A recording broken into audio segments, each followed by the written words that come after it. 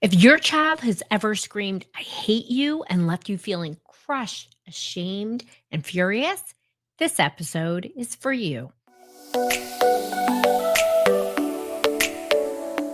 So let's just normalize this. All kids say hurtful things to their parents some of the times, right?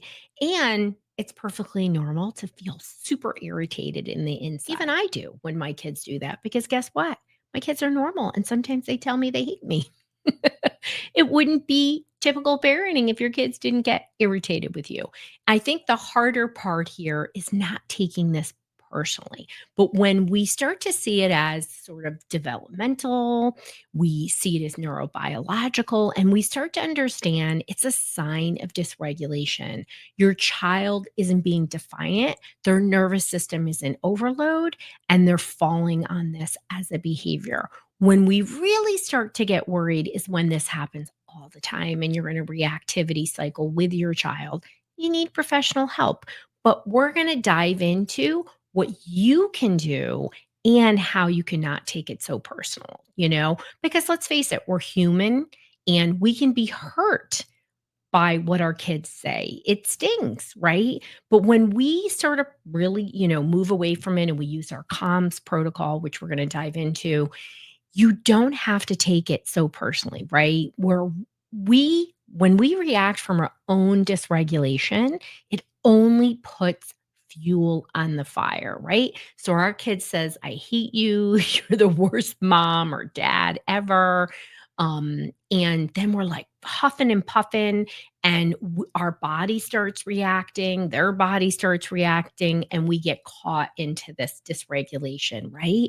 And we need to move to co-regulation instead of co-dysregulation. And there's a way to do it. So first of all, right, we always want to, when your child is running hot, you're running hot, we want to pause, right? You don't have to go in, you don't have to rescue, you don't have to react. You can pull back. I mean, I think that's one of the most important things to remember, right? And you can walk away and they can walk away, and it's a healthy response. But here are things we don't want to do in the heat of the moment, right? So we don't want to have phrases that trigger shame, power struggle, or escalate, right? I hate you too. Not a good thing. I brought you into this world. I can take you out. These are things that people at their not at their best parenting moments say these, right? Instead of saying, don't talk to me like that, right? That's only going to put them back in further into a fight, flight, or freeze response, right? It's going to escalate them. You run that danger of further creating a reaction instead of co-regulating, right? And it's at these moments that we want to remember this isn't about obedience, it's about regulation. And what can we do to lead them to calm and create emotional safety that they're actually creating, even though they're being, sassy and rude and disrespectful, whatever you want to call it. But the more we lead in with calm, the more it quiets this, not only in the moment, but the moments that come after, right? And I really want to say this as a mom of teens and a young adult.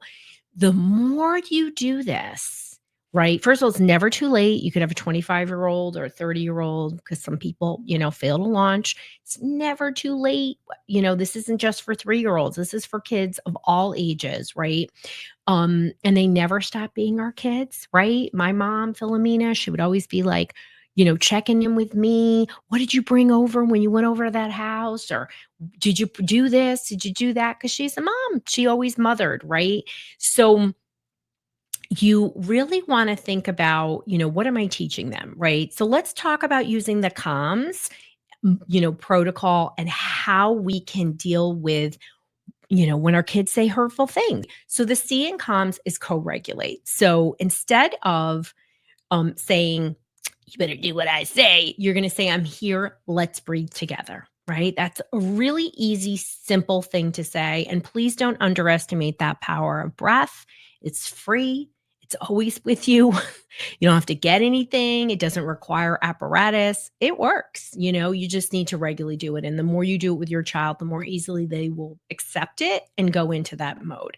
If you're using it in an emergency only and not in the moments of calm in between, they're going to be resistant, right? When people say my kid is resistant to things, it's because you're not using it, right?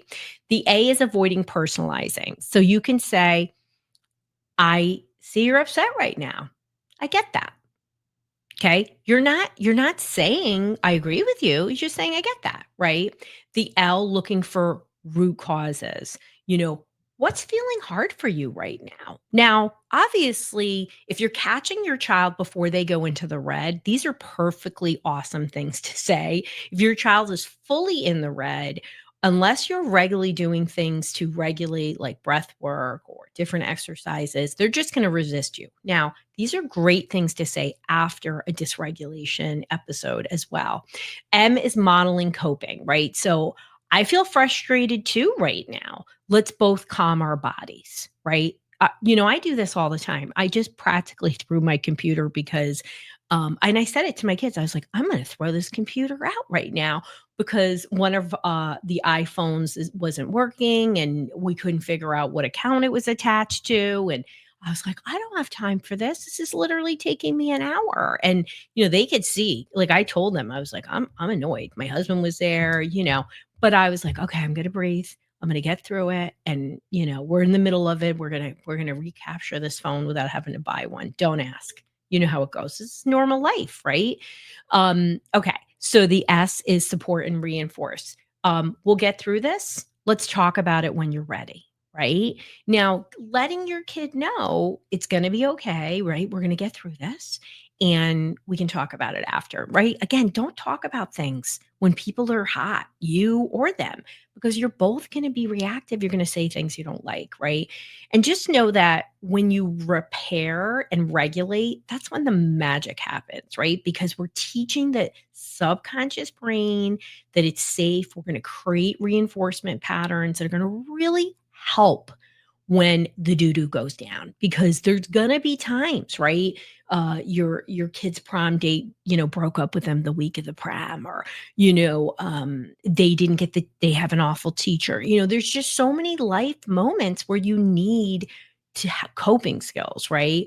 So calm parenting is not about being perfect. It's about showing up consistently and creating a safe space. So when we do these things with our kids, right? Every kid again is going to tell you they hate you, or tell you they like their dad better. I'm not saying that's a true story, but how you connect after the storm is really what builds trust, right? And you can say things like, I know you didn't mean to say that. I love you.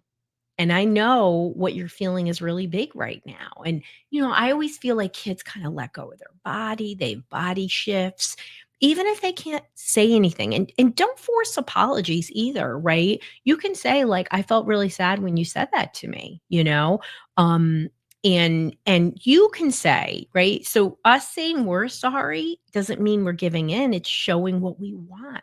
We can say, I'm sorry it got to that level, and kids will learn. They will have that, right?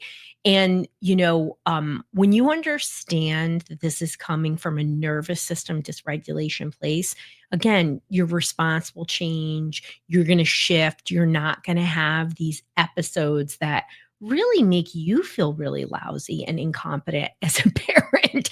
And it's through these moments that the trust builds, your kid feel confident about how they can regulate instead of always into these reactivity cycles. Now, again, this is going to happen every once in a while just because these are developmental things kids pull away.